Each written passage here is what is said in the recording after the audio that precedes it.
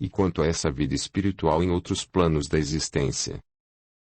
Os espíritos nos ensinam, através de obras psicografadas, principalmente aquelas que nos vieram através da mediunidade psicográfica de Francisco Cândido Xavier, que tudo o que existe no universo é formado pelo fluido cósmico, também chamado de fluido universal, que é o elemento primordial. Diz o espírito André Luiz, no livro Evolução em Dois Mundos, que o fluido cósmico é o plasma divino, hausto do Criador ou força nervosa do Todo Sábio, e que nesse elemento vibram e vivem constelações e sóis, mundos e seres, como se fossem peixes no oceano. Fluido universal? Sim, e que nada mais é do que energia. Aliás, toda a matéria nada mais é do que energia tomada visível. Para você ter uma ideia da importância desse fluido universal, os átomos e seus elétrons, prótons e nêutrons são constituídos por ele. Consequentemente, nossos corpos são constituídos por átomos que, por sua vez, são constituídos pelo fluido universal e que vibram numa faixa vibratória própria deste nosso plano. Os espíritos desencarnados são revestidos de seu perispírito que, por sua vez, também é constituído por átomos formados pelo fluido universal, só que em outra faixa vibratória. Como se fossem dimensões diferentes. Podem ser chamadas dessa maneira. E o que significa perispírito? Perispírito é o que une o espírito ao corpo e que acompanha, ou melhor, que continua a revestir o espírito no momento em que o seu corpo material morre. Seria o corpo do espírito no mundo espiritual. É assim que os espíritos podem se tocar e sentir tudo o que existe nesse seu mundo que, assim como aqui, é formado pelo fluido universal, em outra vibração, logicamente. Estou começando a entender. Agora, diga-me uma coisa, Léo. Vocês me disseram, em minha casa, que do outro lado da vida, no plano espiritual, existem hospitais, escolas, moradias. Como me explica isso? Pois é muito simples, Eolo. Nós temos a pretensão de crer que vivemos num único mundo e que somos o centro do universo. Na verdade, somos apenas uma cópia bastante imperfeita do mundo espiritual. E é evidente que, se vivemos numa cópia do que lá existe, é porque lá existem hospitais, escolas, moradias, meios de transporte e que, por sua vez, se considerarmos o mundo espiritual mais próximo do nosso, este também será uma cópia de um outro mais perfeito e assim sucessivamente, até que se atinja um grau de evolução que não temos mais condições de entender nesta nossa condição ainda de espíritos imperfeitos que somos. Faltaria meios de comparação para que pudéssemos compreender. E assim que os espíritos nos ensinam através dos livros psicografados por médiuns de renome como Chico Xavier. Entendo e vou ler mais a respeito. Bem, Eolo, agora preciso ir. Espero você e Nelma na próxima segunda-feira no centro. Estaremos lá. Capítulo 9. A grande experiência. Portugal, século XIX. E conseguiu arrumar os galhos, Romão? Pergunta Ézio, assim que o amigo chegar numa construção abandonada em meio a um campo e próxima à montanha. Estão aí fora. E Mídio já vai trazer para dentro. E o tecido? Já trouxe hoje de manhã. Está escondido debaixo daquele caixote ali. Ézio vai até o local e apanha o tecido, exclamando. Mas este tecido é muito bom, Romão. Onde arranjou? Prefiro não dizer, Ézio. Ei! Me ajudem aqui, pede Emídio, entrando com os galhos sobre os ombros. Deixe-me ver essa madeira, pede Ézio, também são excelentes e já estão lisas. Quem fez esse trabalho, Romão? Eu mesmo. Elas estavam cheias de farpas. Raspei tudo esta noite. De minha parte, consegui as cordas para a montagem e a linha para costurar as bordas em volta das cordinhas. Só quero lhe dizer uma coisa, Ézio, diz Romão, gravemente. O quê? Eu serei o primeiro a voar. E por que você? A ideia foi minha e o projeto é meu. Aliás, você nem estava querendo levar adiante esta empreitada. Acontece que mudei de ideia e o material mais difícil fui eu quem arrumou. E o que você entende em matéria de voar? O mesmo que você, Ézio. O que você entende? Nunca voou ou viu alguém voar. Mas a ideia foi minha, Romão. Se quiser assim, tudo bem. Se não quiser, leva o tecido e os galhos embora. Mas não temas, Ézio. Está bem. Está bem. Mas não está certo. Só vou concordar porque confesso que não teria condições de arrumar todos esses materiais. Você promete? Prometo, Romão. Agora, vou riscar aqui no chão o tamanho e o formato da pipa. Dizendo isso, Ézio apanha um graveto e risca no chão de terra batida a planta do engenho voador. Mas está muito grande, Ézio. Creio que o tecido não vai dar, diz Emídio. Tem que ser deste tamanho ou não conseguirá manter um de nós pendurado. Você quer dizer, não é, Ézio? Conserta Romão. Qualquer um de nós, Romão. Você será o primeiro, mas eu serei o segundo Emídio, o terceiro.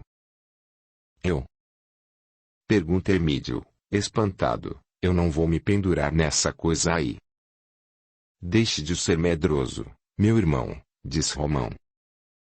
Não me chame de medroso ou conto tudo para o pai. Se você não quiser voar, não precisa voar, Emídio, diz Ézio, tentando acalmá-lo. Romão disse que sou medroso. E eu não sou medroso. O que acontece é que não sou louco como vocês. Está bem, Emídio. Retiro o que disse. Audiolivro realizado pelo canal Surya Chand Audiobook. E nunca mais fale isso. Está bem. Precisamos arrumar mais tecido, Romão. Não vai ser fácil, Ézio. Já não sei o que vou fazer quando papai der por falta desse que eu trouxe. E o que faremos, então? Não sei. Quem mais teria um pedaço deste tecido, Romão? Algum amigo de seu pai? Só se seu Figueira tiver. Ele também deve usar para cobrir as mercadorias. Vamos até lá. Onde? No armazém dele. Você está ficando louco? Ele não nos daria nenhum pedacinho sequer. Mas ele não vai ter que nos dar, Romão. Nada feito, Ézio. Roubar, não.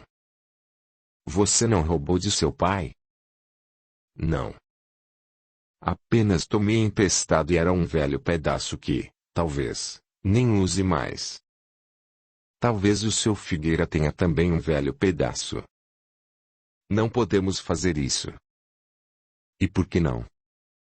E se ele descobrir? Talvez descubra depois que tivermos voado. Aí ficaremos famosos e ele terá até orgulho de termos voado com um pedaço de seu tecido. Também só vamos tomar emprestado. Isso não vai dar certo, diz Emídio, com muito medo. Vão vocês. Eu espero aqui. Depois não quer que eu o chame de medroso, não é? Ele traço eu não sou medroso. E você já concordou que eu não sou medroso. Você não é medroso, Emídio, tenta Ézio, mais uma vez, acalmar os ânimos entre os irmãos. Você tem muita coragem e, por isso, deverá ficar aqui tomando conta de tudo, de todo o material. Tomando conta por quê? Não vê ninguém aqui.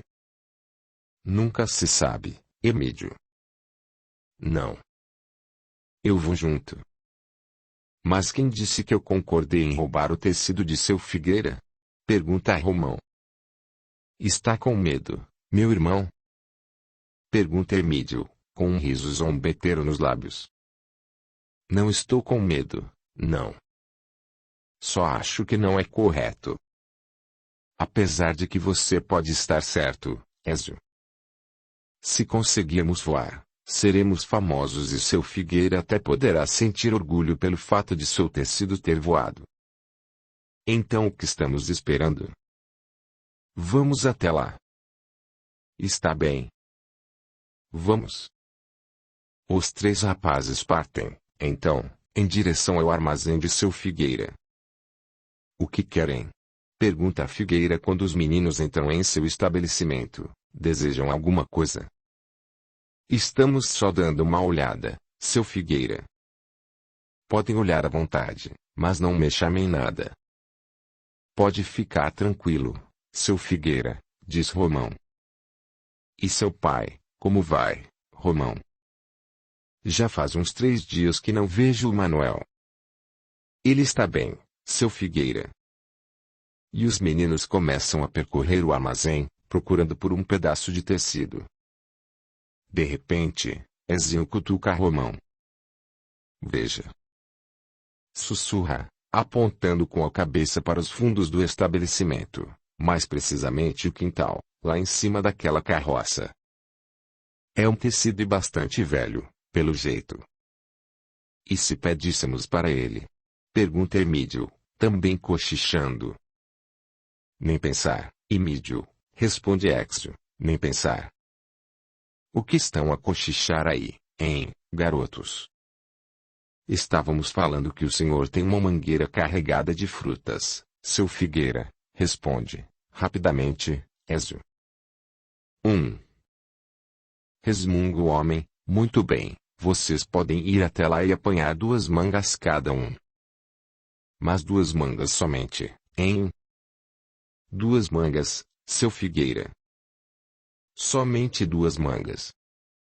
Os 3 dirigem-se, então, para os fundos da loja e alcançam o quintal. Suba no pé e nos atire as mangas, Emídio, pede Ézio, falando alto para que o homem o ouça, mas somente 6 frutas, Emídio.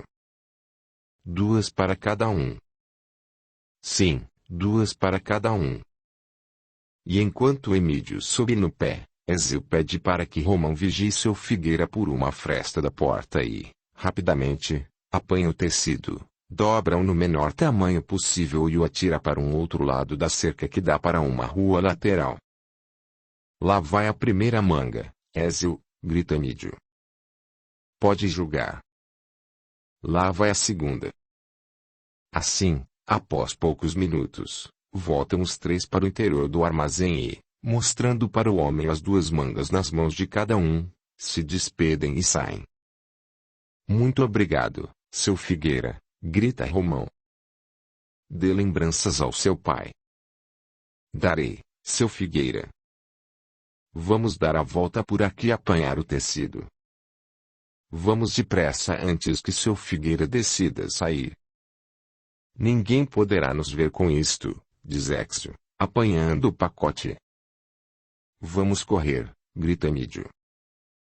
E saem desabalada carreira em direção à construção abandonada. Mas não está ficando linda? Pergunta Ézio, após algumas horas de trabalho. Você acha que vai aguentar o meu peso? Pergunta Romão. Fique tranquilo. Aguentará muito mais que o seu peso. Romão olha meio ressabiado para aquela geringonça voadora. Não parece sentir muita confiança naquilo e começa a sentir receio em amarrar-se nela e subir alguns metros que seja. O que foi, Romão? Pergunta Ézio, percebendo o olhar de desconfiança do amigo. Está com medo? Se estiver com medo, vou eu. Eu não tenho medo de nadar e vou ser o primeiro. Muito bem. Já está quase pronta e o vento parece estar ótimo para empiná-la. Penso que já está um pouco tarde, Ézio. Por que tarde? Você não tem nada para fazer. Tenho sim. Prometi a meu pai que estaria de volta bem antes do entardecer. Tenho um trabalho a fazer. Que trabalho, Romão? Pergunta Emídio. Não ouvi papai lhe pedir nada. Ele me pediu ontem à noite. Você não estava por perto. E o que ele queria? Não me disse. Só falou que tinha um serviço para mim. Bem, se ele falou, é melhor irmos para casa, aconselha Emídio. Pensei que íamos tentar hoje mesmo, lamenta-se Ézio. Terá que ficar para amanhã, diz Romão. Tudo bem. Se seu pai quer que volte cedo, melhor obedecer.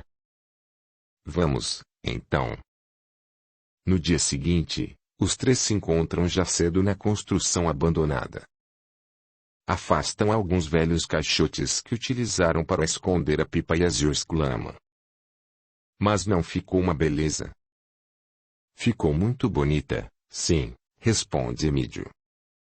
Vocês trouxeram o carrinho para transportá-la montanha acima.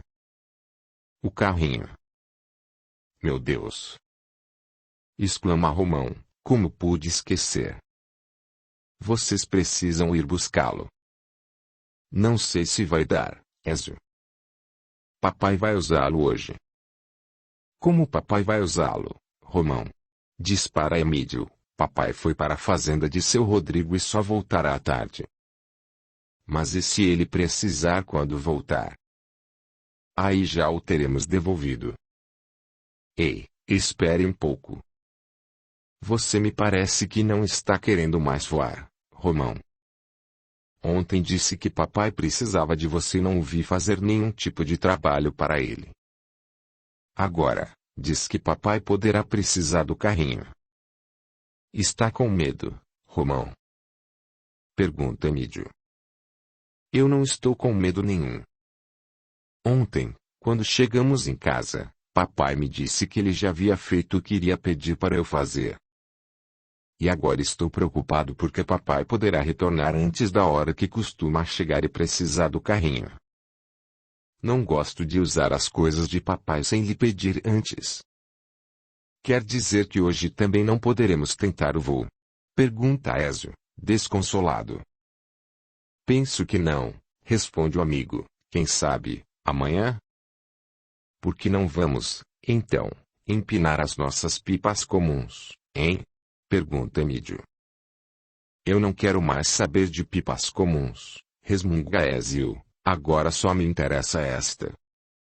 O que podemos fazer? Diz Romão, sem saber o que dizer, pois sabe que os outros dois devem ter percebido que ele está inventando desculpas para não se pendurar naquela pipa. Vamos deixar para amanhã.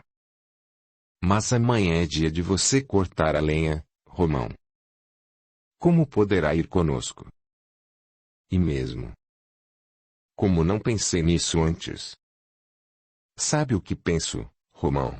Diz, agora, Ézio. O quê? Que seu irmão tem razão. Você está com medo de voar e está procurando um jeito de adiar essa experiência. Se estiver com medo, fale. Eu vou primeiro. A vontade de Romão é a de concordar com o amigo, mas seu orgulho o impede. Não quer se confessar com medo. Não, não. Já disse que vou ser o primeiro. Tive uma ideia, diz Ézio. Vou pedir um carrinho emprestado para o meu tio. E vou agora mesmo. Esperem aqui. Dizendo isso, Ézio sai em disparada pela estreita estrada de terra que leva a um pequeno sítio agrícola de seu tio. Romão e Emídio ficam a sós. Você está com medo, Romão? Se estiver, fale. Não precisa se arriscar nessa coisa maluca do Ézio. Romão abaixa a cabeça e confessa. Não é que eu esteja com medo. Eu gostaria de pensar um pouco mais no assunto. Você sabe que minha vontade de voar é tão grande como a de Ézio, mas... gostaria de pensar melhor sobre a pipa, não é? Ter certeza de que ela é segura, não é? Pois é isso mesmo. Mas como dizer isso a Ézio? Se eu lhe disser isso, obviamente, terá o direito de ser o primeiro a voar. E daí? Por que você faz tanta questão de ser o primeiro? Poderia muito bem ser o segundo. E se realmente essa coisa funcionar? Eu teria sido o primeiro a realizar essa proeza. Isso é importante, sabe? Sei disso, mas não sei o que fazer. Ora, seja o primeiro, então. Mas tem que ser hoje. Ezio já foi buscar o carrinho do tio. Romão fica cabisbaixo. Realmente, ele tem muita vontade de subir aos ares, mas tem muito medo de que algo dê errado. E fica nessa indecisão mental até que Ezio retoma com o carrinho. Pronto, pessoal. Vamos apanhar a pipa. Imediatamente começam, então, a fazer o trajeto, empurrando aquele meio de transporte montanha acima. Quando lá chegam, Romão começa a inventar motivos os mais variados para que a experiência não se efetue. O que é agora, Romão? Já faz mais de 1 hora que estamos aqui e você ainda não decidiu. 1 hora diz que o vento está forte demais, depois que o vento está muito fraco. Agora é sério. Estou ouvindo trotar de um cavalo lá embaixo. Será que é papai, Emídio? Não estou ouvindo nada, Romão. Apure os ouvidos. Só pode ser papai. Também não ouço nada, Romão. Estou falando sério. E que não dá para ver a estrada daqui. Ezio já está perdendo a paciência e encontra-se prestes a dizer novamente que o amigo está com medo, mas tem uma outra ideia. Escute, vamos fazer uma coisa. Vamos deixar a experiência para um outro dia, certo? Acho melhor, concorda Romão, sentindo-se aliviado. A única coisa que gostaria de fazer é um pequeno teste com a pipa. Apenas ver se ela sobe, pelo menos sozinha. O que acham? Acho uma boa ideia.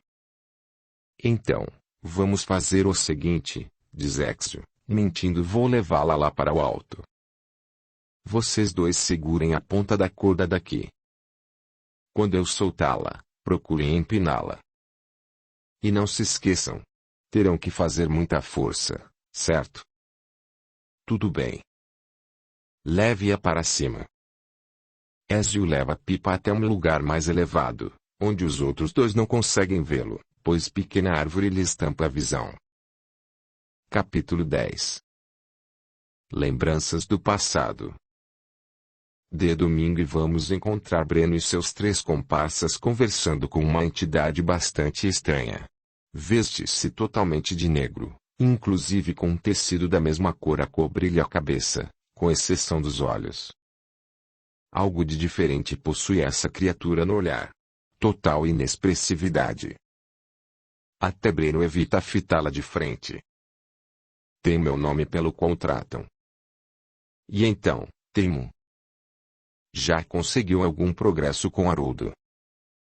Já consegui, através de um desentendimento entre ele e sua esposa, colocá-lo à minha disposição por causa da baixa vibração mental em que entrou na discussão.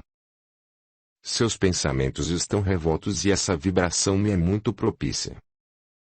E o que vai fazer agora? Vou acompanhá-lo em pequena viagem. Pequena viagem? Sim.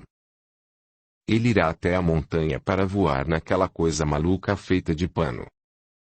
Eolo já se encontra lá. Eu sei e espero que ele continue lá.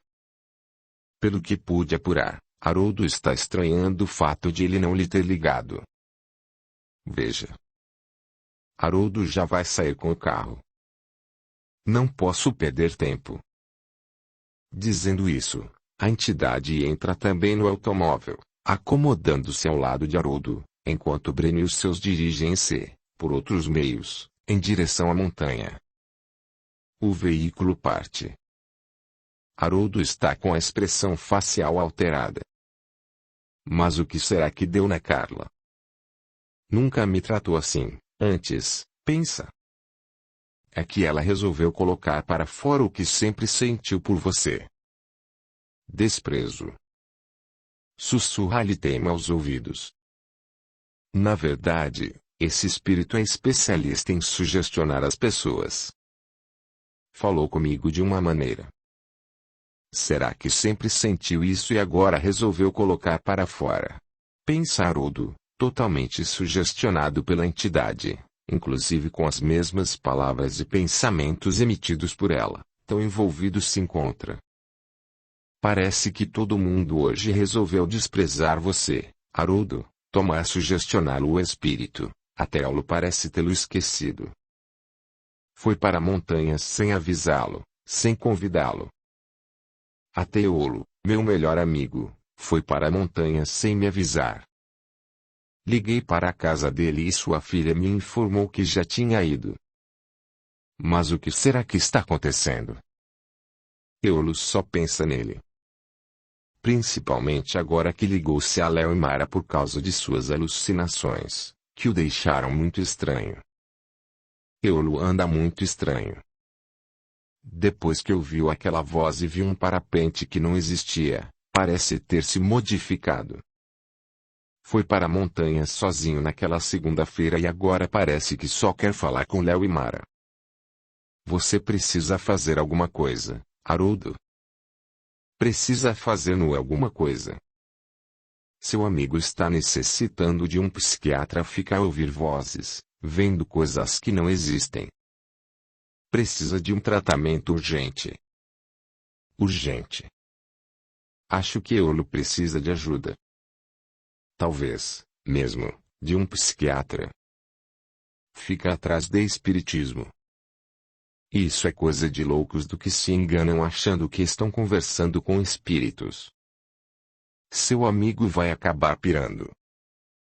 Eolo ainda vai pirar com essa história de espíritos. Você tem que chamá-lo à razão, Haroldo. E seu melhor amigo. Tenho que fazer algo para chamá-lo à razão. Afinal, é um de meus melhores amigos. O maior problema é o Léo e a Mara, Haroldo. Conseguiram convencer Eolo de que o que está acontecendo com ele é fruto de uma mediunidade que lhe está aflorando. Você precisa convencê-lo do contrário e, talvez, afastar Eolo desses dois. Mas penso que não vai ser fácil. Eolo acredita que o que lhe acontece é a consequência de uma mediunidade que está tomando conta dele. E o mais difícil será enfrentar Léo e Mara que, parece, já estão conquistando a sua credulidade. O que fazer? Faço raciocinar, Haroldo. Coloque a razão acima de tudo. Insista. Vou ter que fazê-lo raciocinar. E vou insistir. Vai voar hoje, Eolo? Pergunta Caio no momento em que o amigo estaciona o carro na grande pedra da montanha. Você acha que o tempo vai melhorar? Creio que, talvez, mas é tarde. O vento está muito forte e há muita turbulência. A maioria dos pilotos nem apareceu e alguns poucos acabam de descer. Estamos só nós dois aqui e já estou de saída também. Eu já havia percebido que o tempo não estaria bom aqui em cima, mas resolvi subir um pouco. Talvez, mas é tarde. Você viu Haroldo? Liguei para ele hoje de manhã e ninguém atendeu ao telefone. Também não encontrei Paulo e nem você. Liguei para todos. Desculpe-me, Eolo. Deveria tê-lo avisado que viria direto para cá. Na verdade estava viajando e achei melhor passar por aqui antes de ir para casa. Avisei minha esposa. Ela não lhe disse? E ele apenas me informou que você estava viajando. Você deve ter falado com ela antes de eu ligar. Só pode ser. E você? Parou de ouvir vozes e ver coisas? Pergunta o amigo, sem muito interesse, pois não levar a sério aqueles acontecimentos. Está tudo bem, limita-se a responder Eolo, não querendo levantar o assunto com o amigo. Cara é um grande companheiro de voo, mas não chega a ter por ele uma amizade tão estreita. Encontram-se apenas nos fins de semana para irem até a montanha. Deve ter sido algum tipo de estafa, Eolo. Não se preocupe com isso. Nem estou me lembrando mais. Bem, acho que vou para casa, sabe? Penso que hoje não vai ter condições seguras de voo e viajei a semana toda. Vou aproveitar para ficar com a família. Ficarei aqui mais um pouco, Caio. Tomara que as condições melhorem mais tarde. Tomara que sim. De qualquer maneira, gosto de ficar aqui, contemplando a paisagem. Está certo. Se resolver voar, apanhará um táxi para voltar aqui e apanhar seu carro. É o que pretendo fazer. Até outro dia, Eolo. Até outro dia, Caio. O amigo parte e Eolo procura o lugar onde estivera sentado com Rubens uma semana atrás e acomoda-se ali novamente. Será que Rubens virá hoje? Pensa, externando este pensamento em voz alta, para consigo mesmo. Hoje somos nós que estamos aqui, maldito, berra Romão, acocorado, juntamente com Emídio, a poucos metros de distância, e não vejo ninguém, nem Rubens para ampará-lo. Ampará-lo? Pergunta Emídio, preocupado com a fala do irmão. O que pretende fazer? Quem sabe um empurrãozinho, hein, Emídio?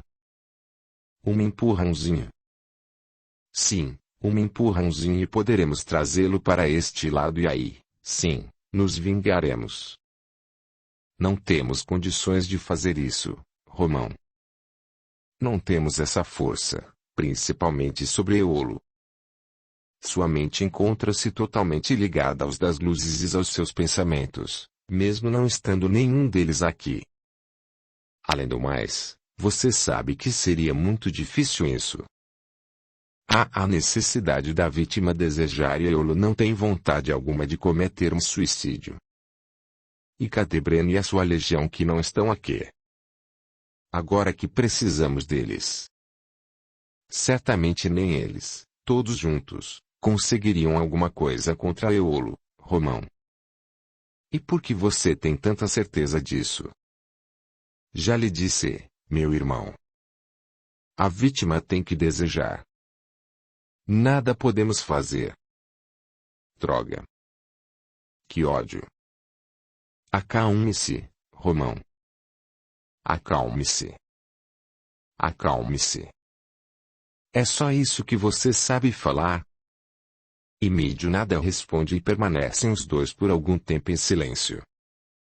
Seus olhares encontram-se voltados para o penhasco que se desfila montanha abaixo, encontrando-se com a cidade da qual podem-se observar os minúsculos telhados e pequenos flocos verdes das árvores.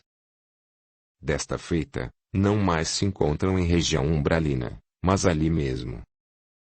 Subindo o olhar, o céu azul e, mais acima, esparsas e brancas nuvens.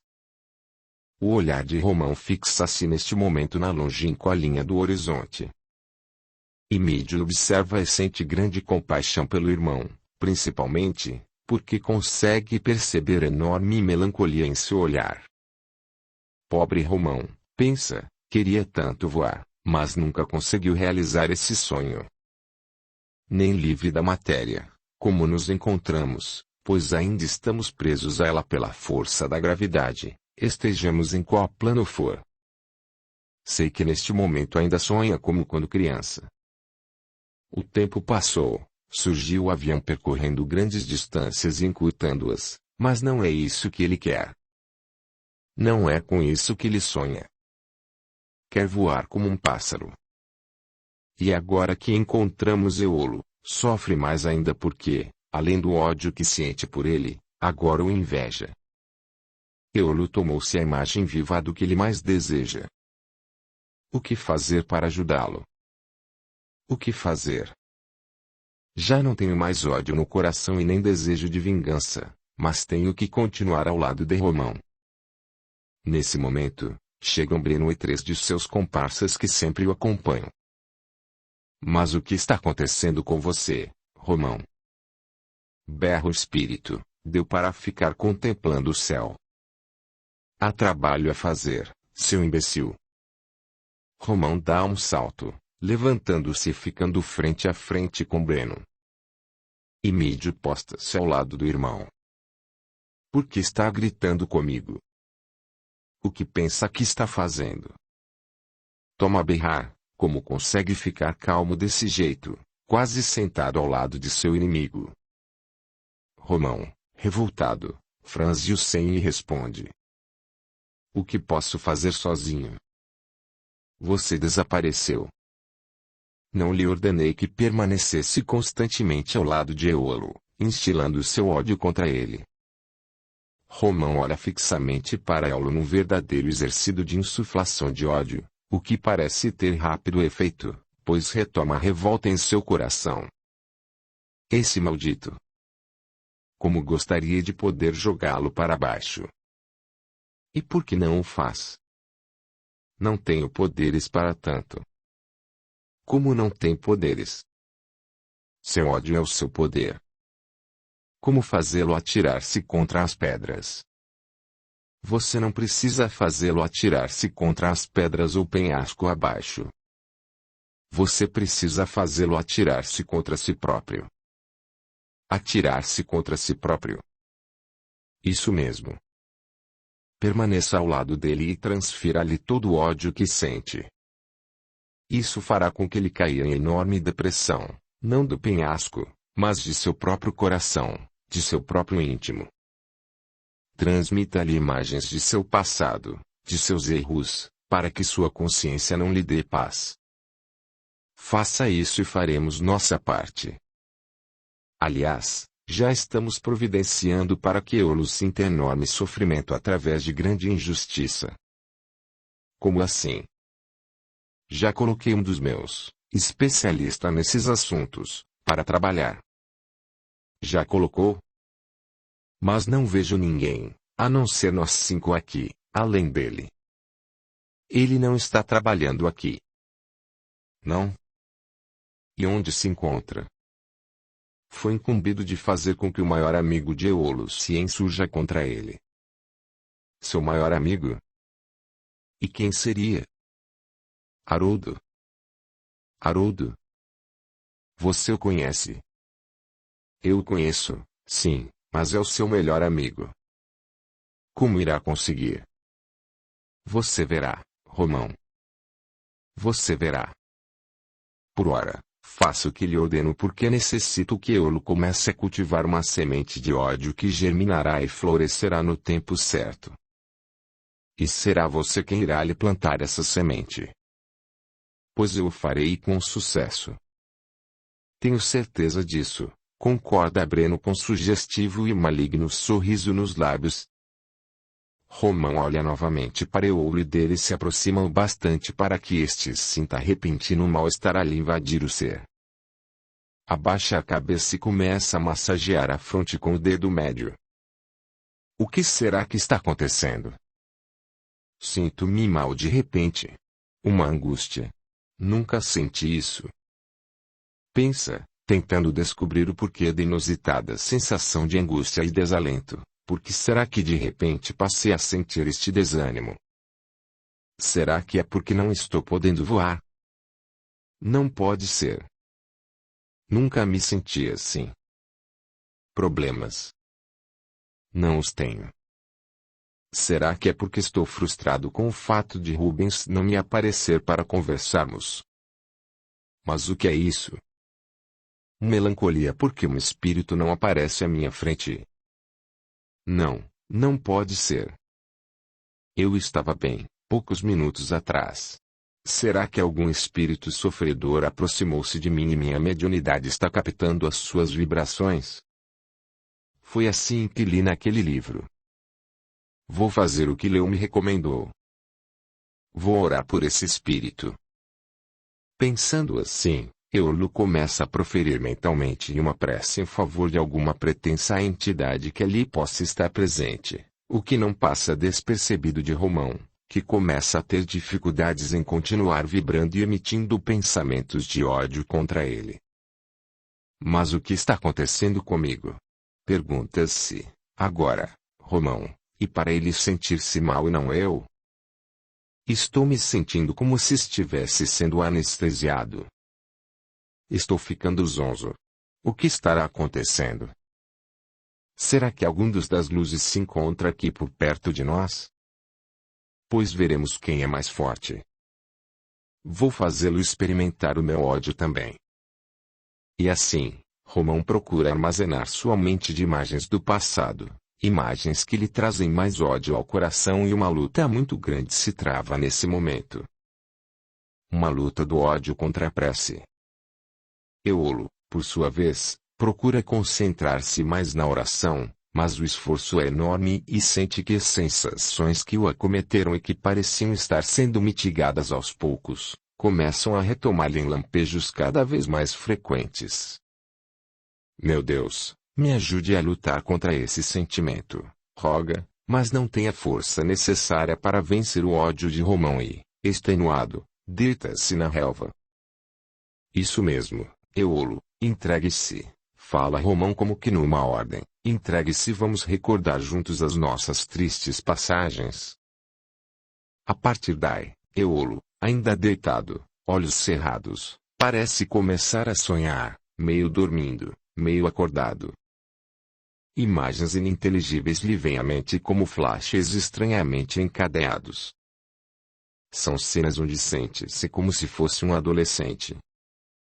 O cenário é o de uma montanha também, porém, um pouco diferente daquela em que se encontra.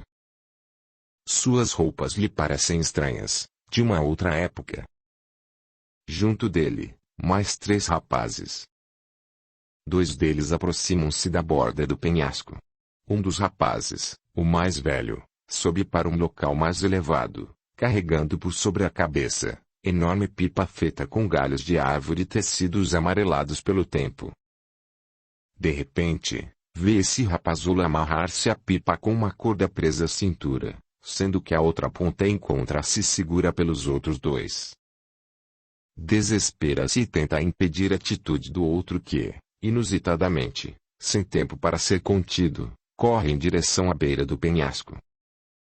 Forte vento atinge a pipa, elevando-a e tirando o rapaz do chão.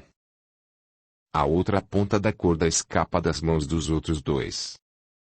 Começa, então, a correr para recuperar a corda que, solta, acompanha o equipamento a voar em direção à beira do penhasco. Os outros 2 rapazes correm também com a mesma intenção: a de segurar o amigo. O desespero dos outros 2 é muito grande, continuando a correr cada vez mais depressa, com os olhos pregados na pipa que se encontra a cerca de uns 3 metros de altura, sustentada pelo forte vento daquele local.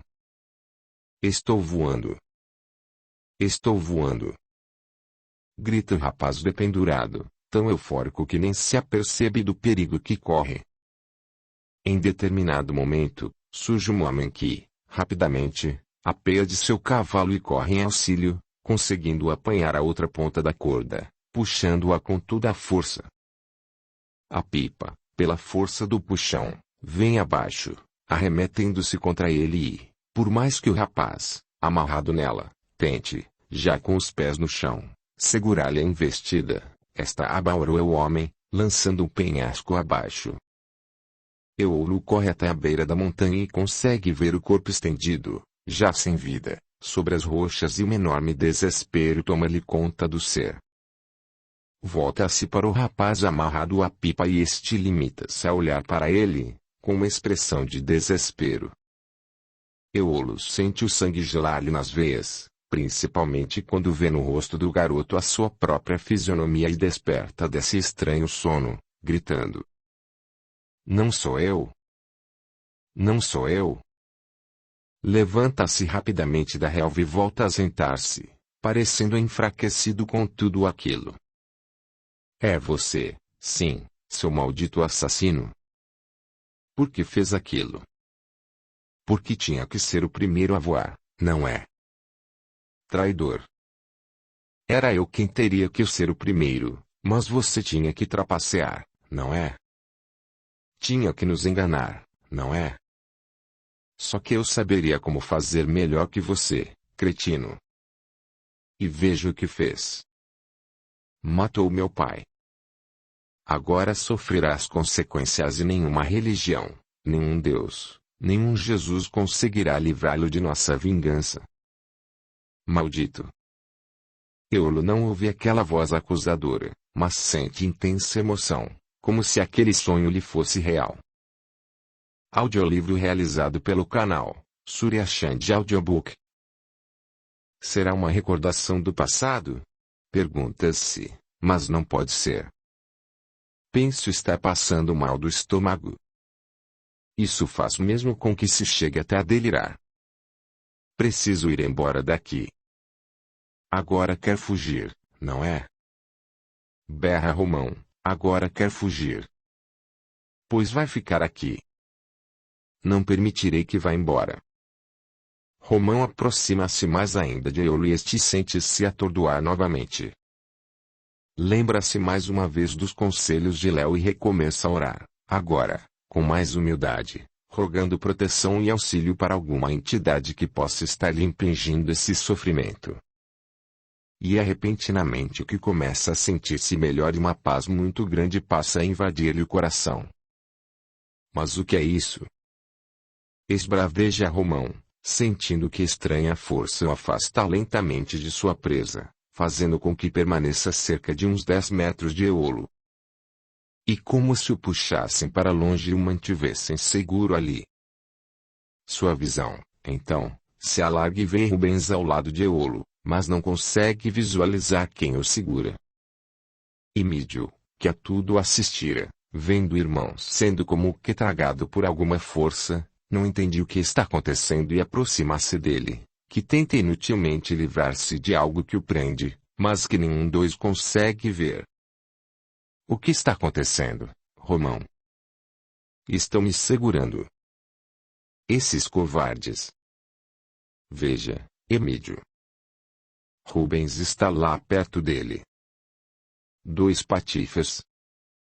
Emídio volve olhar para onde se encontra Eolo e vê a figura de Rubens, tudo de branco e com intensa luz a lhe envolver o corpo.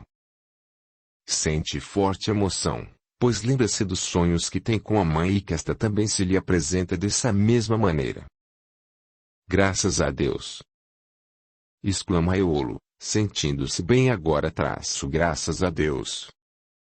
Deus sempre nos atende os apelos do coração, Eolo, diz Rubens, fazendo-se ver. Rubens. Foi você quem me ajudou. Deus o ajudou, Eolo. Não foi você? Digamos que Deus, por causa da prece que você proferiu, tomou o possível a minha intervenção. Sem a permissão do alto, eu não teria conseguido. Mas eu já havia orado antes. Não com a humildade e com a fé desta segunda vez, Eolo. Lembre-se sempre disso. A prece não é uma recitação de palavras.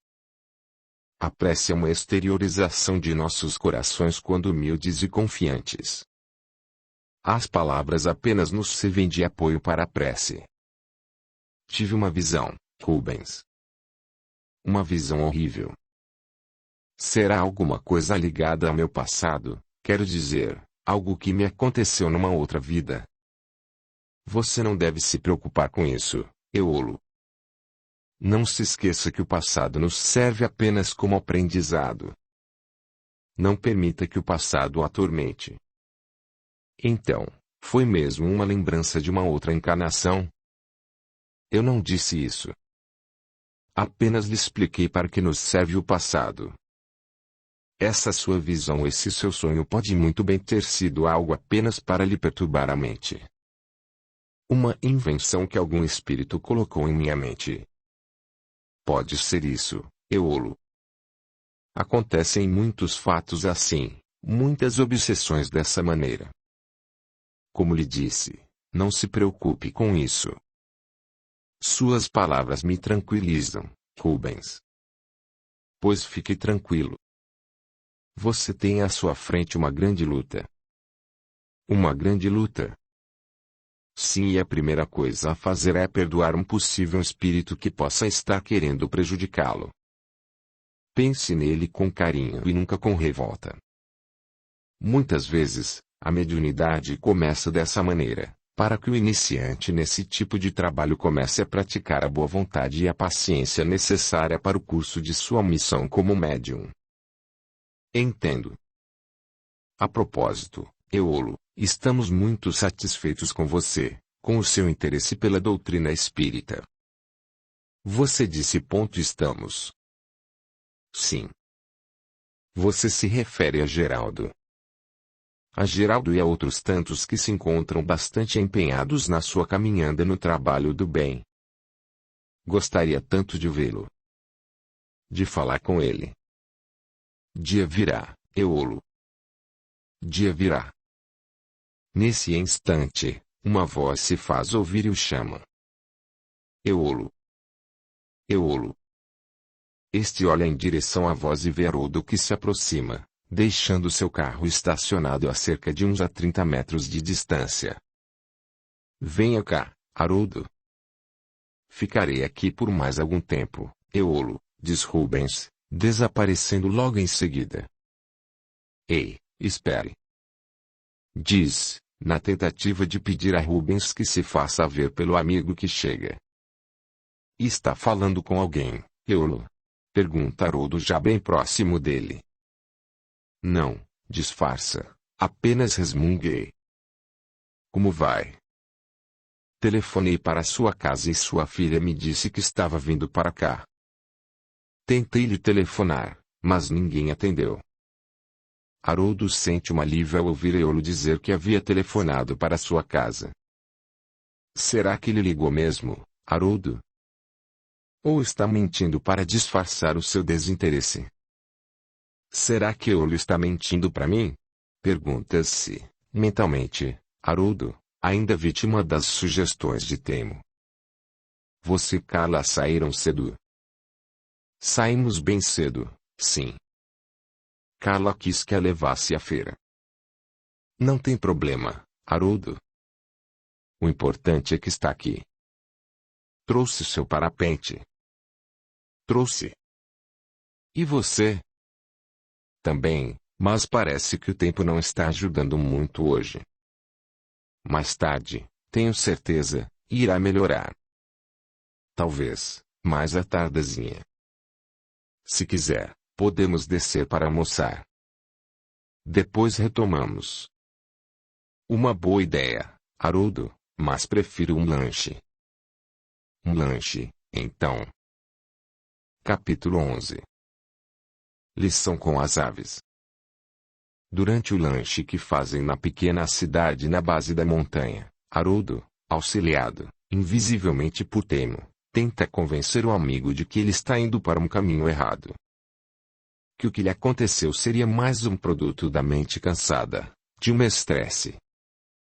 Que ele deveria procurar ajuda psiquiátrica e não a de Léo e Mara com suas absurdas ideias espíritas. Mas Eolo mantém-se firme. Talvez você tenha razão, Haroldo, mas quero procurar primeiro na doutrina espírita. Se não encontrar uma resposta plausível para o que está me acontecendo, prometo a você que procurarei outros meios. Mas Eolo, estou falando para o seu próprio bem. Sei disso, Haroldo, mas, por favor, deixe-me tentar a minha maneira. Drogai, esbraveja Temo, parece que o cara está mesmo irredutível. Vou precisar utilizar-me de outra tática. Tentarei fazer com que não voe mais por causa disso. Quem sabe ele se desliga dessa doutrina por causa do voo. Pensando assim, Temo aproxima-se mais intensamente de Haroldo e novamente começa a interceder nos pensamentos dele, incentivando-o a uma nova conversação. Sabe, Eolo, recomeça Haroldo, não sei como lhe dizer isto, mas quero que saiba que realmente estou muito preocupado com o que lhe está acontecendo e penso que talvez. Bem, não sei como lhe dizer. Diga, Haroldo. Nunca houve constrangimentos entre nós. Bem, Penso que não deveria mais voar enquanto não tiver conhecimento certo do que lhe ocorre. É isso. Não voar mais. Isso mesmo. E se você estiver no caminho errado e, de repente, tiver uma, digamos, alucinação e começar a enxergar tudo de uma maneira diferente, pode ser muito perigoso. Concordo com você quando pede que eu deixe tentar a sua maneira, mas e se estiver errado? Eolo permanece alguns segundos em silêncio e depois responde. Haroldo, quando lhe falei que prefiro tentar a minha maneira, na verdade, eu não quis dizer que não acredito que tenha sido um tipo de evidência de minha parte. Estou bastante seguro de que Rubens, realmente, é um espírito e que o vi e falei com ele. Não creio que uma estresse ou algum outro tipo de doença mental vá fazer-me ver algo que não esteja vendo. Além do mais, as coisas que ele falou, de maneira alguma poderiam ter surgido de minha mente, pois nunca havia pensado dessa maneira. E ele me falou de coisas que eu desconhecia. Mas você disse ter lido um romance espírita antes de ele aparecer-lhe. Mesmo assim, Rubens elucidou-me a respeito de muitos fatos da vida que não havia lido. Além do mais, vejo muita lógica em tudo isso. Sinto-me muito satisfeito e feliz com essa sua preocupação, mas não vou deixar de voar por isso, Haroldo. Mas está muito difícil, mesmo. Esbraveja temo, não posso fracassar neste caso. Breno sabe como lidar com fracassados e nunca fracassei antes. Mas o que será que está acontecendo? Será que está havendo alguma interferência neste meu envolvimento? Não vejo ninguém aqui por perto. Será que esse cara está protegido pelo uso das luzes? Só pode ser. Sinto-me bastante tolhido na minha inteligência e no meu poder. Como se algo estivesse embaralhando um pouco as minhas ideias. Porque Breno não me disse nada a respeito dessa possibilidade de eu estar sob proteção constante. Não sei mais o que dizer para persuadi-lo, Eolo. Mas penso, até, que Léo deveria ter lhe aconselhado da mesma maneira como estou fazendo agora. Não vejo porquê, Haroldo. Se houvesse algum perigo, tenho certeza, teria me falado. Além do mais, pelo que Rubens conversou comigo, sinto uma grande proteção por parte dele. Aliás, já fez isso hoje de manhã. Hoje de manhã? Isso mesmo. Lembra-se de que me perguntou se eu estava falando com alguém? Sim, eu ouvi falando alguma coisa como se estivesse conversando com alguém. Pois é isso. Estive conversando com Rubens e ele, inclusive, me ajudou. Ajudou-o no quê? Eolo, então, conta detalhadamente o que lhe acontecera. Relata sobre o mal-estar, sobre o auxílio de Rubens, mas abstém-se de falar sobre as visões que teve. Não consigo acreditar nisso, Eolo. Desculpe-me, mas não vejo tudo isso pelo lado dessa religião que está abraçando. Penso que você esteja tendo alucinações e, como amigo, volto a insistir para que procure um médico. Isso pode vir a piorar, Eolo, e, talvez, tornar-se algo irreversível. Não precisa se preocupar, Haroldo. Agora sei como me cuidar. A propósito, vamos voltar para a montanha. Não vá, Haroldo. Não vá. Insufla-lhe temo, faça-o sentir que você não quer ser responsável pelo que possa lhe acontecer. Diga-lhe que não vai. Quem sabe ele desiste de voar. Na verdade, Temo pretende tirar de Eolo uma das coisas que ele mais gosta para que, talvez, por causa disso, venha a insurgir-se contra a doutrina espírita ou, pelo menos, deixá-lo desgostoso com as consequências que a mediunidade pode lhe causar, se for convencido de que não deveria mais voar. Eu não vou, Eolo. Por que não, Haroldo? Sinto que não devo ir. Não quero ser conivente com o fato de você voar nesse estado em que as coisas estão. E lhe peço mais uma vez. Não voe enquanto não se sentir livre desses problemas. Mas você não vai ser conivente com nada, Haroldo. Sou responsável pelos meus atos. Pois prefiro não ir. Você quem sabe, Haroldo? Eu vou para a montanha. E eu me despeço aqui, Eolo. E, influenciado por Temo, Haroldo levanta-se e sai da cantina onde estão lanchando, com a cabeça baixa e nítida expressão de desagrado no semblante. Pobre Haroldo, pensa Eolo, está saindo magoado porque eu não atendi os seus conselhos, mas não posso permitir que infundada preocupação venha tolher os meus passos. Além do mais, tenho certeza do auxílio e da proteção de Rubens e, obviamente, de Geraldo. Pensando assim, dirige-se novamente à montanha, já que percebe que o tempo mudara e o vento agora se encontra apropriado para o voo.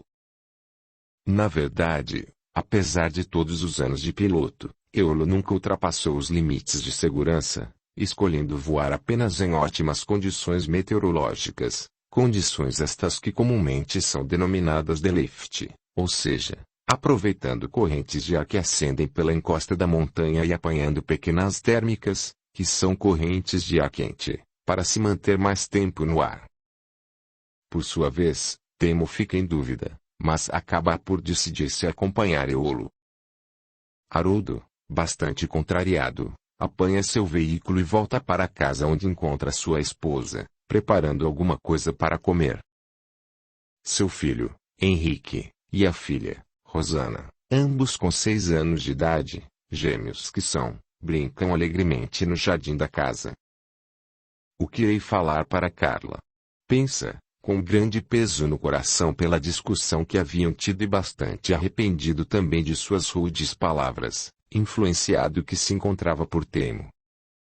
O mesmo ocorre com a esposa. E é pensando assim, que entra na cozinha da casa. Quando Carla o vê chegar, corre para os seus braços, com lágrimas nos olhos. O que aconteceu conosco esta manhã, Haroldo?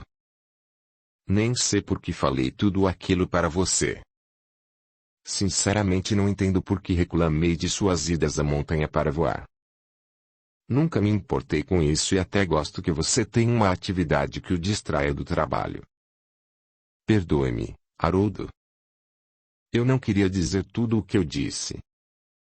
Na verdade, nem penso assim. Haroldo abraça a mulher mais carinhosamente e, também, com lágrimas nos olhos, confessa.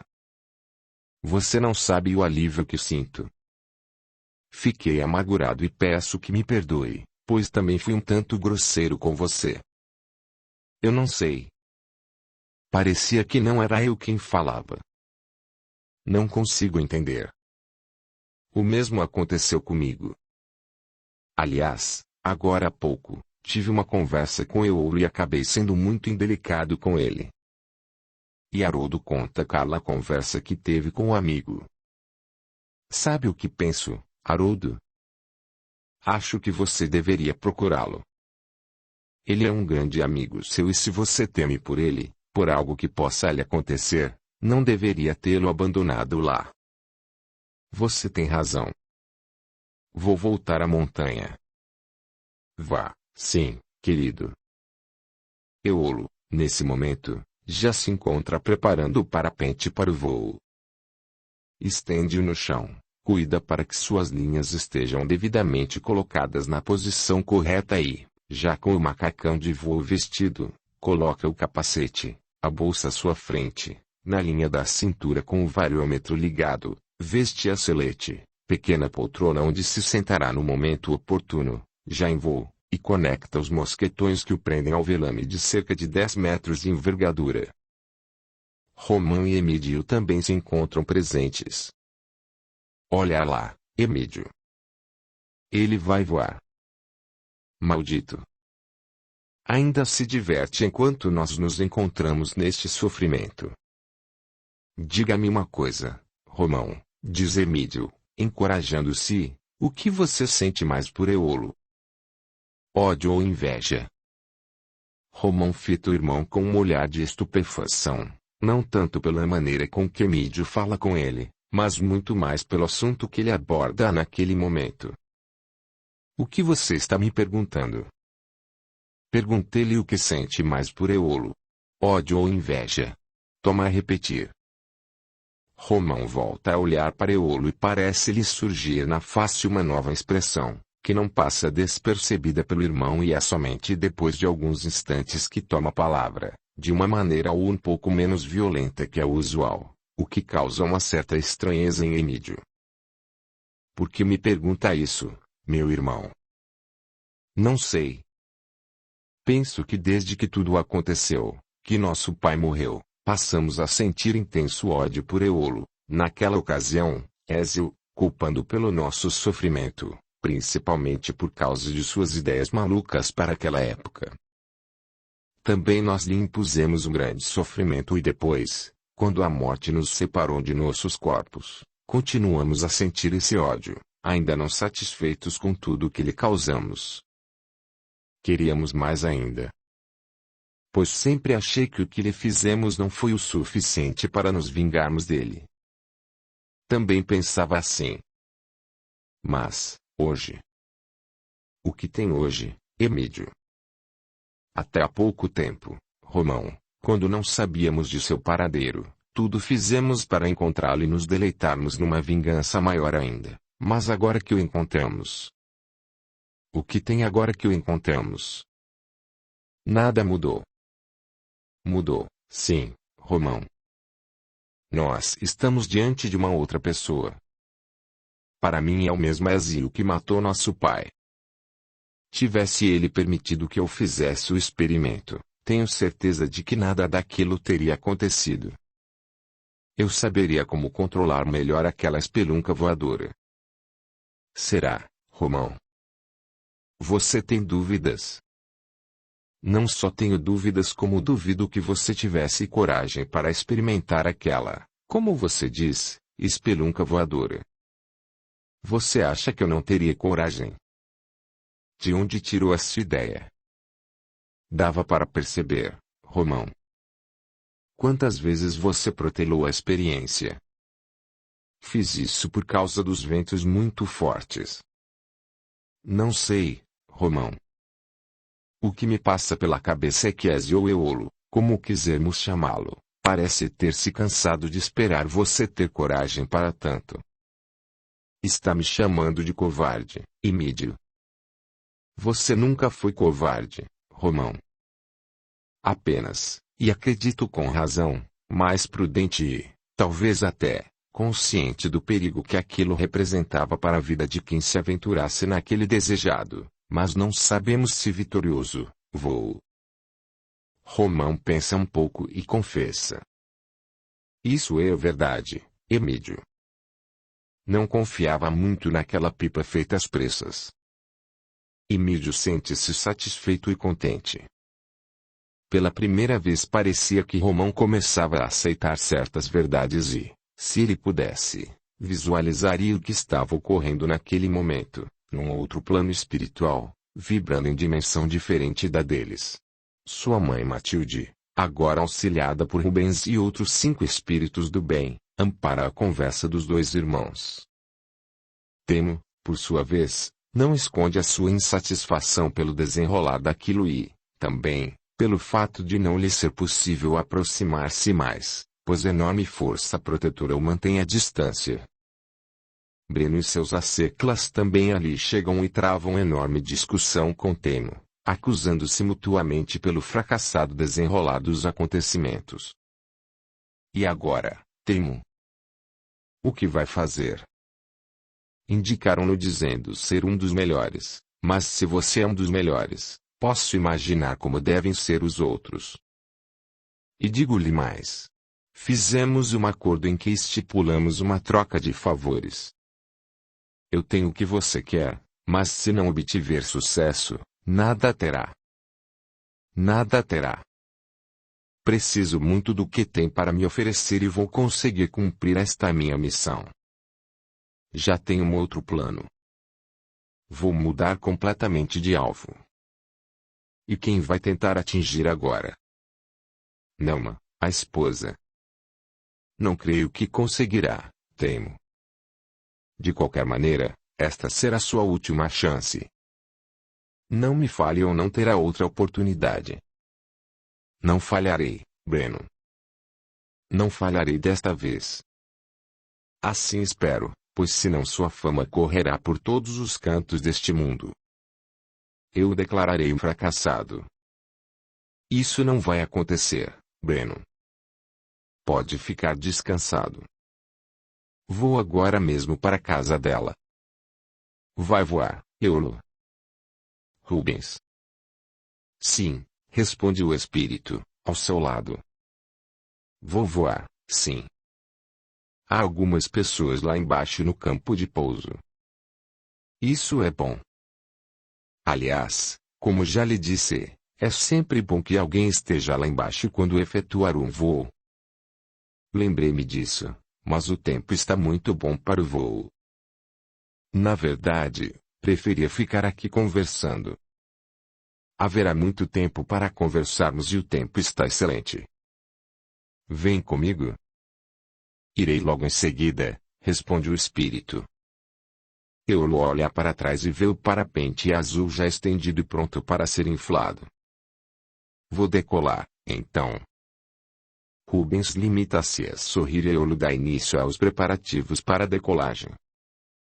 Apanha os elevadores, colocando-os na posição correta, puxa-os fazendo com que o velame suba do chão e enche a superfície, sentindo a pressão do vento no aparelho. Começa a correr os pouco mais de 10 metros que o separam da borda do penhasco, procurando posicionar-se no centro do parapente.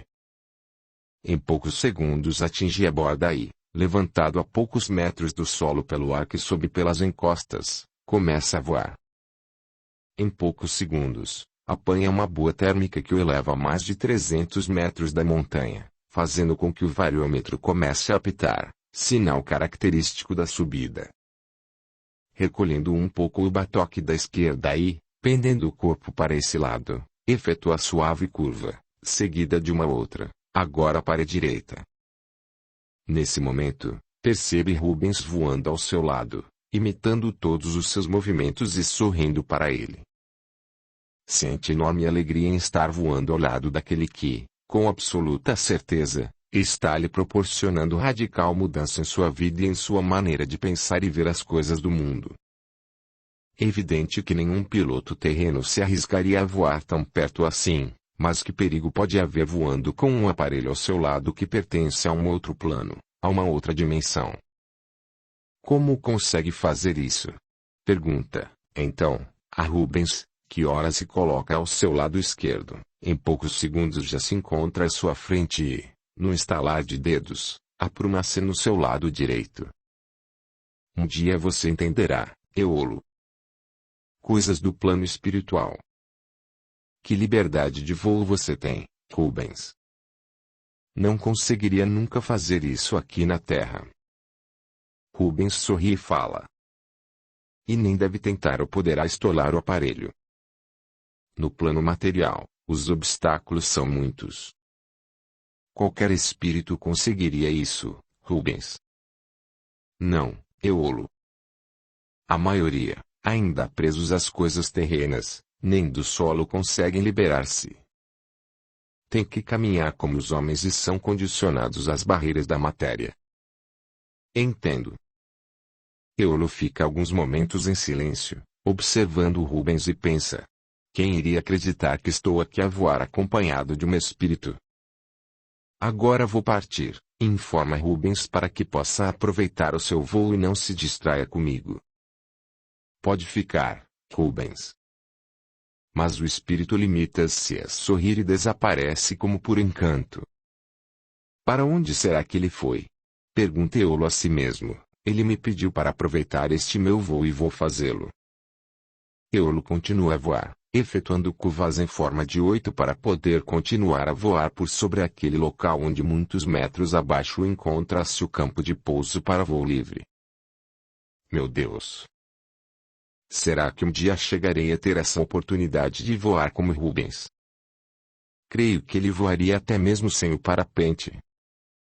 De acordo com o livro que li, os espíritos, mais elevados moralmente, pairam no ar. A isso se dá o nome de volitar. Nesse momento, um sorriso maroto surge em seus lábios. Será que quando for para fazer a primeira volitação, um espírito poderá sentir medo? Pensa, ainda sorrindo, eu, pelo menos, se um dia chegar nessa condição, não terei medo, pois já estarei acostumado. Mas que pensamento! Critica-se, agora. Eolo continua a voar, aproveitando os ventos ascendentes de algumas térmicas e fixa o olhar no horizonte. Que visão mais linda! Toma a olhar para baixo e vê as pequeninas casas lá embaixo. Cada casa daquelas abriga algumas pessoas, cada uma com sua vida que lhe é própria. Cada uma com seus problemas, com suas aspirações, com suas alegrias, com suas tristezas.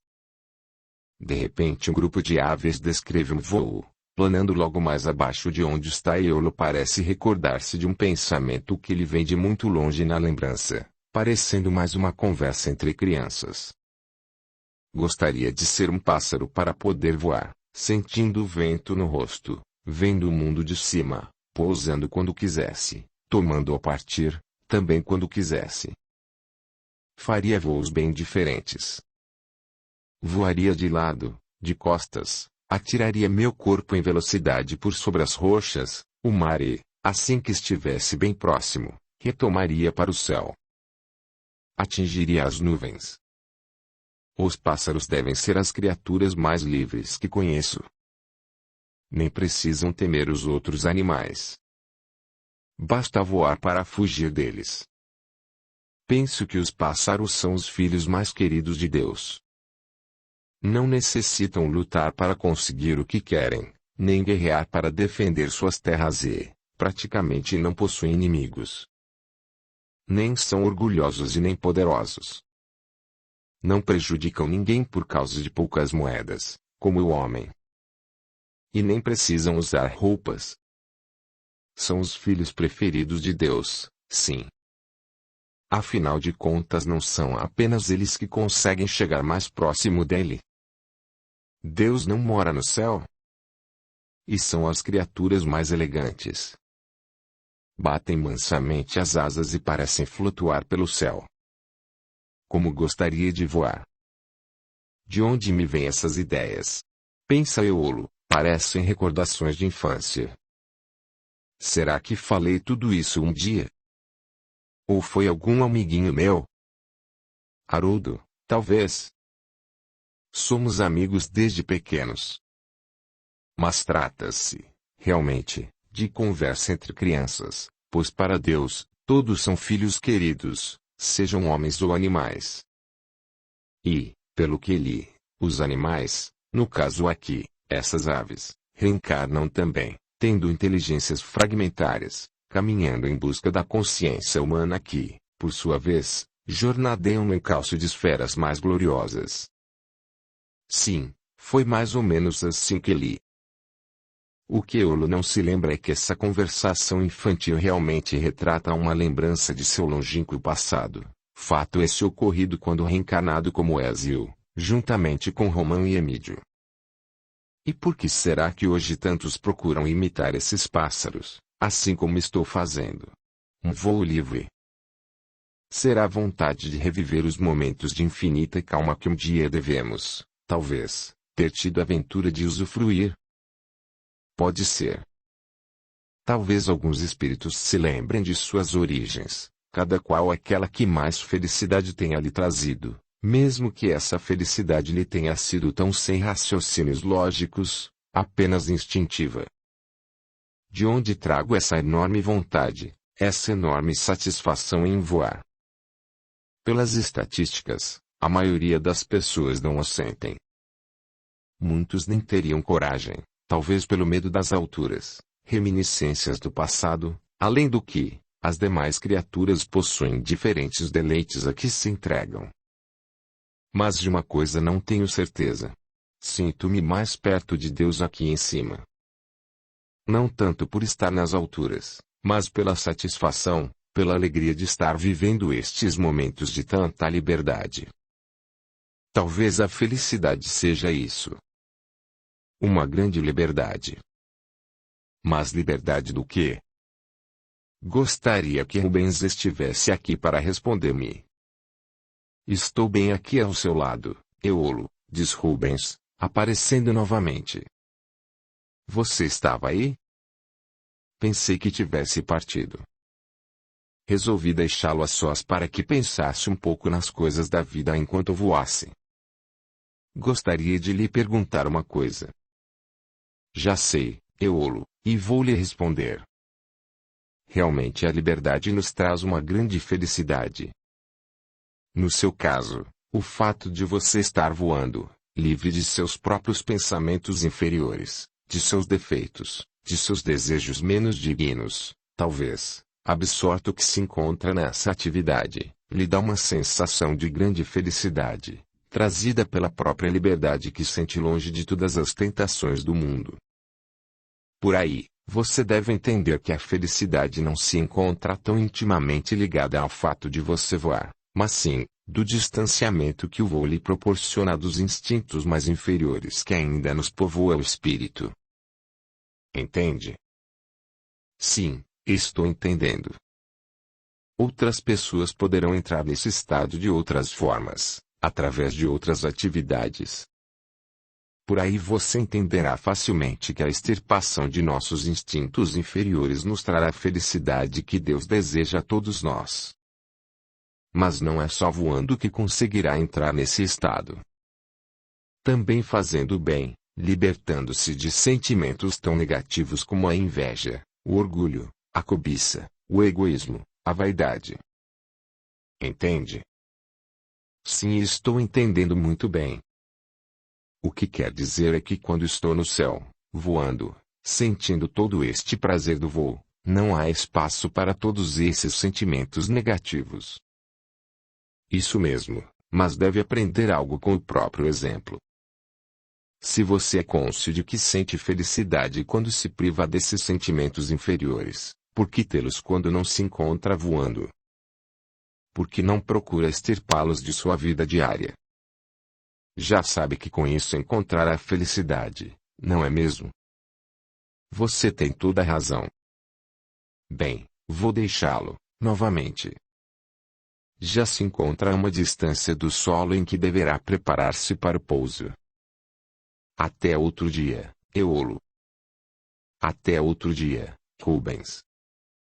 Rubens, então, na mesma velocidade com que ali apareceu, desaparece novamente. Por sua vez, Eolo, após mais uns 10 minutos de voo, começa a fazer curvas em 8 para ir descendo lentamente no campo de pouso. Quando se encontra a pouco mais de 1 metro do solo, puxa os batoques o mais para baixo possível, a fim de que o bordo de fuga do parapente sirva como freio e ao mesmo tempo cadência estou a fim de lhe proporcionar um pouso bastante tranquilo. E sente-se muito feliz em encontrar Haroldo que o espera e o leva até o alto da montanha para que apanhe o seu carro. Capítulo 12. Efeitos físicos. O de casa. Grita Eolo, brincando, ao entrar em sua residência. Ninguém responde. Nelma, cheguei. O silêncio continua. Mas onde estará ela? Seu automóvel está no abrigo. Só se foi buscar as meninas na vizinha. Audiolivro realizado pelo canal Surya Chand Audiobook. Eolo dirige-se, então, para o banheiro, mas quando passa pelo quarto que se encontra com a porta entreaberta, ouve um ruído estranho. Para e fica a escutar. No início não consegue definir o que é, até que percebe que alguém chama pelo seu nome num sussurro. É Nelma. Conclui, abrindo a porta e rapidamente entrando no quarto. Realmente é sua esposa que, agachada, de cócoras, num dos cantos do cômodo, ao lado do guarda-roupa, com os olhos arregalados, chama por ele, mas mesmo com sua presença, não consegue desviar o olhar de um ponto atrás de Eolo. somente consegue levantar a mão direita e apontar para esse local. O que foi, Nelma? Pergunta assustado Eolo, ao mesmo tempo em que corre em direção a ela, abaixa-se e a abraça. Nelma esconde o rosto em seu peito e continua a apontar para o local. E é com muito esforço e com intenso tremor no queixo que consegue balbuciar. Veja. Veja. O que, Nelma? Ainda pergunta Eolo, desviando o olhar para onde ela aponta e sente enorme choque ao presenciar algo tão inusitado. A penteadeira, que se acha localizada na parede oposta à vírgula, encontra-se com dois dos pés erguidos no ar a cerca de uns 50 centímetros do chão, como se alguém, invisível, a estivesse sustentando naquela posição. Os objetos que comumente ficavam em cima dela, agora se encontram todos espalhados pelo chão, derrubados que foram pelo próprio ato de se erguê-la do solo.